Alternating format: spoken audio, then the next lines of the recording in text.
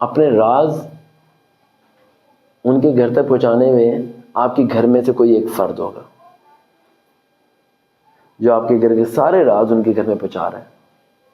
ایک لڑی بنی ہوئی ہے. برا مت ماننا، چاہے وہ ماں ہو، چاہے وہ باپ ہو، چاہے وہ بھائی ہو، چاہے وہ کوئی بھی شخص ہو، چاہے وہ ایک تھرڈ پرسن ہو جو کہ اس کے گھر میں بھی راضی ہے اور آپ کے گھر میں بھی راضی ہے.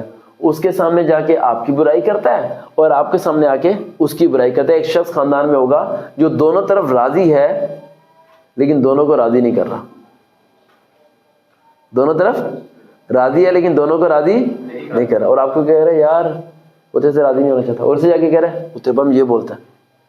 یہ جو سینٹر والا بندہ ہے نا، اس کی وکٹ اڑا دو، اسے ڈیلیٹ کرو. اس گھر سے نہیں روک سکتا، اپنے گھر کا دروازہ بند کر دو. انہیں کہ یار معاف کر، یار جا یہاں سے، اللہ بھلا کرے تو اس کے ساتھ ہی رہے، تو ہمارے ساتھ نہ ہی رہے. کیونکہ یہ بندہ واحد وہ بندہ ہے جو کہ آپ کے گھر کی دہی بنا دے گا، آپ کے گھر کی بری عادت کر دے گا. کوئی ماں بیٹے کے خلاف نہیں ہوتی، شادی کے بعد خلاف کیا جاتا ہے. کوئی باپ بیٹے کے خلاف نہیں ہوتا، خلاف کیا جاتا ہے. سمجھ آ رہی ہے؟ لوگ یہ جھوٹ بولتے ہیں کہ وہ 60 سال کا ہو گیا، کیا اسے سمجھ نہیں ہے؟ حقیقت میں سمجھ نہیں ہے. اگر سمجھ ہوتی تو گناہ سے نہ بچ جاتا، اگر سمجھ ہوتی تو نماز نہ پڑھ لیتا، اگر سمجھ ہوتی تو قرآن مجید نہ پڑھتا.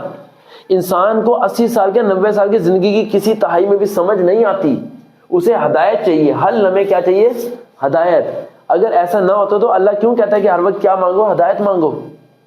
آپ کسی بھی عمر میں گمراہ ہو سکتے ہو. کیا ہو سکتے ہو؟ گمراہ ہو سکتے ہو کسی بھی عمر میں. عمر کا تعلق اس سے نہیں ہے کہ ایک عمر ایسی آ گئی جس پہ شیطان آپ پہ حملہ نہیں کر سکتا، یہ ہو ہی نہیں سکتا. سمجھ آ رہی؟ تو اپنے گھر کا کوئی ایسا فرد ہوگا جسے بلاکس میں ڈالو، ریموو کرو، اسے پتہ بھی نہ لگنا دو، اسے شو بھی نہیں ہونے دینا.